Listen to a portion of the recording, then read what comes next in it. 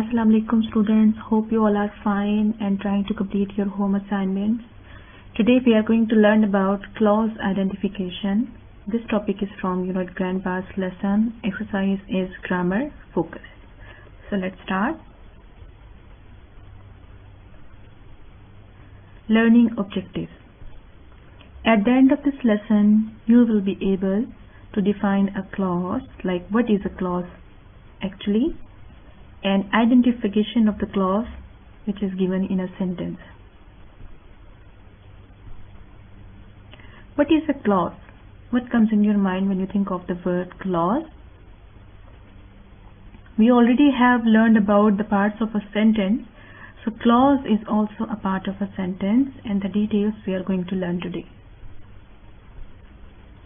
So here is the definition. A clause is a group of words that contains a subject and its own predicate. We have already learned about subject and the predicate. Subject is the person who is doing action, and predicate consists of a verb or a verb phrase and the rest of the sentence. For example, yesterday when Alice invited Jane. So in this sentence, when Alice invited Jane is a clause.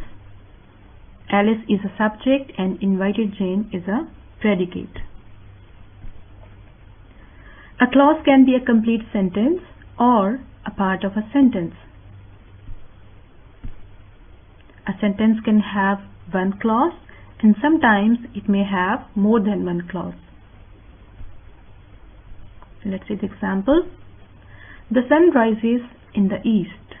Now you can see I have distributed the sentence in two parts, that we have learned already the subject and the predicate of a sentence.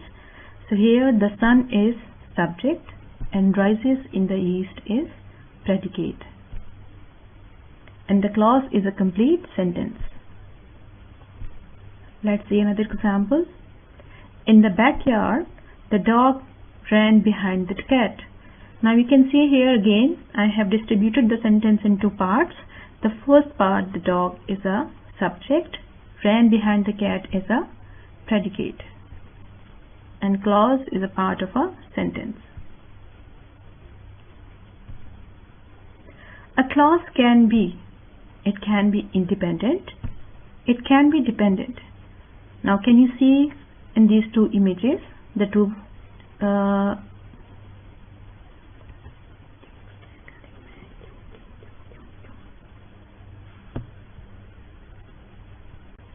Assalamu alaikum students, hope you all are doing good at home and trying to complete your home assignments. Today we are going to learn about clause identification. This topic is from unit grandpa's lesson, exercise grammar focus. So let's start. At the end of this lesson you will be able to define a clause, identify a clause in a given sentence.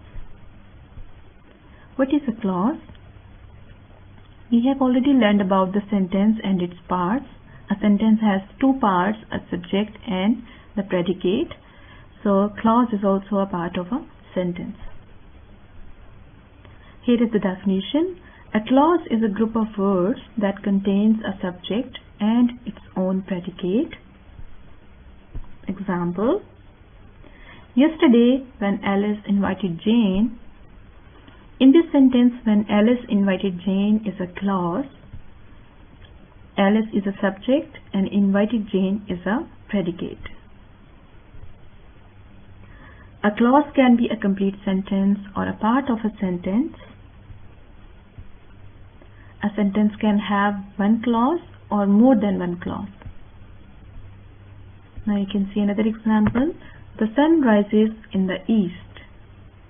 In this sentence you can see I have distributed the sentence in two parts. The first part of the sentence is the subject. The second part of the sentence is the predicate.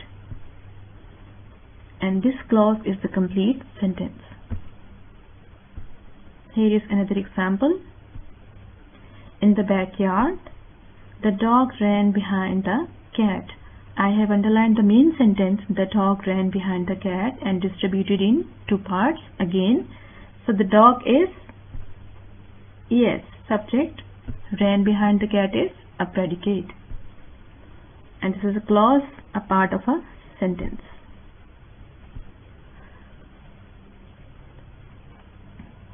A clause can be independent and dependent too.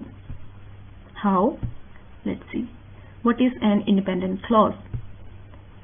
Independent clause makes a complete sense. For example, if we are writing an independent clause, so we don't need any other sentences to add its meanings because it can give a complete meaning. For example, football is an interesting game, though it requires a lot of energy. Now in this example you have seen football is an interesting game is underlined. And this is independent clause. Dependent clause. Dependent clause depends on another clause to complete its sense. How? For example, whenever I gave her a tricky problem, she solved it easily. Now you can see here this sentence has two parts. Whenever I gave her a tricky problem, comma, she solved it easily, the second part. Now if I am not writing the second part, she solved it easily, so that means whenever I gave her a tricky problem does not give a complete sense. So therefore this is a dependent clause. I hope you have understood it well. Try to practice more at home. Stay safe and keep learning. Thank you. Have a nice time.